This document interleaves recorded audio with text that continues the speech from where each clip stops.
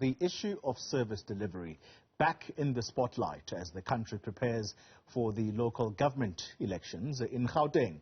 The municipalities are owed more than 50 billion rand, leaving them with limited funds to spend on new projects and maintenance of existing infrastructure. We take a look now at the state of some municipalities in Gauteng. Joining me is a researcher at Corruption Watch, Melusi Ncala. Mr. Ncala, thank you very much for your time. Let's start on the score of corruption before we talk about the monies owed to these municipalities in order to keep themselves running.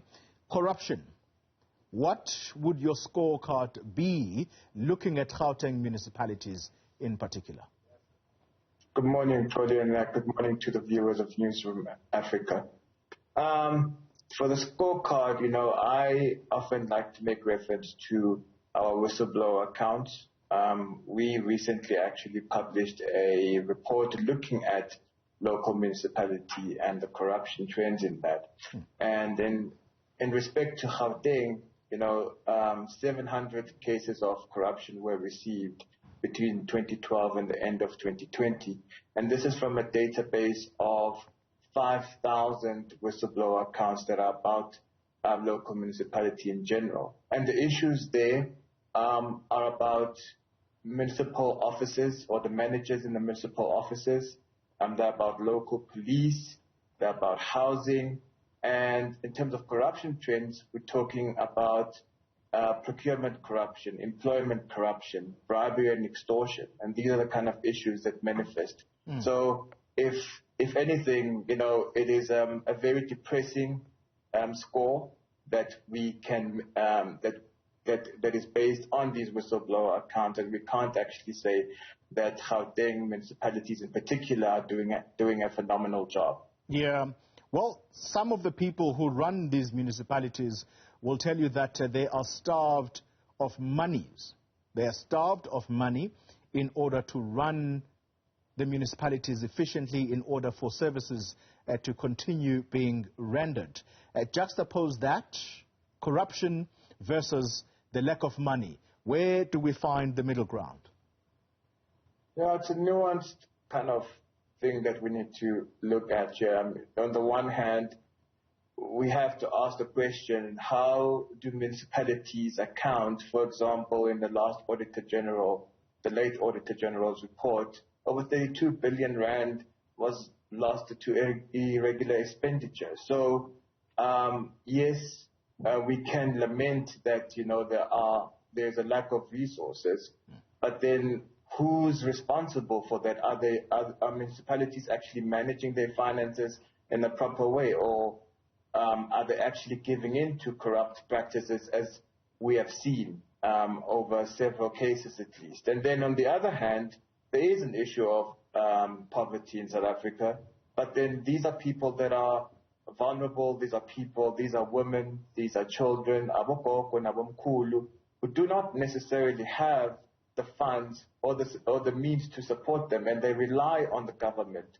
to actually assist them in that respect. Yeah.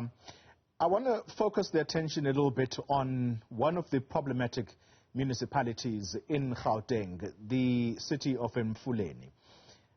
Just moments ago, John Steenhuisen trying to, in a way, push back against the ANC and, in particular, the people who are campaigning in his backyard, if you like, in the Western Cape, saying that perhaps the attention should be focused on places like Mfuleni, where sewage is running on the streets daily. The refuse removal is something that is almost not known in that part of Gauteng. You talk about children falling in municipal drainage systems. That is basically just some of what has been reported coming from that side of thing. How would you assess the city of Mfuleni and how things have panned out there?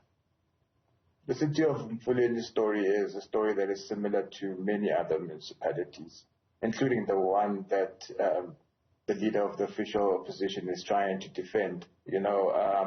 that's the outcome of corrupt practices. What we see is that there's a lack of basic services, the provision of basic services.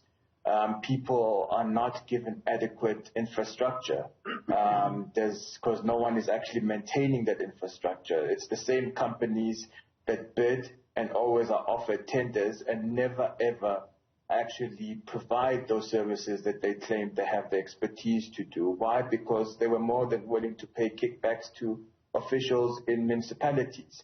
So it's the little people that ultimately that suffer, and that's what's happening in Mfuleni as well as other municipalities across South Africa. Well, it would be remiss of me to only just focus the attention on what John Steenhuisen has pointed out to be a problematic municipality in Gauteng. If we look at the Western Cape, in particular, areas like Khayelitsha, it almost brought some people to tears, what we saw yesterday.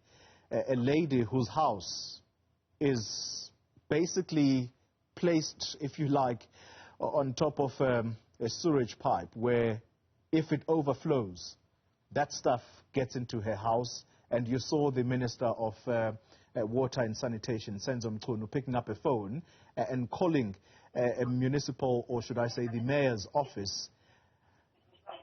Call it politicking, I don't know, but the fact is that there is this outcry that black communities are not looked after in the Western Cape. Is that what you're finding as well?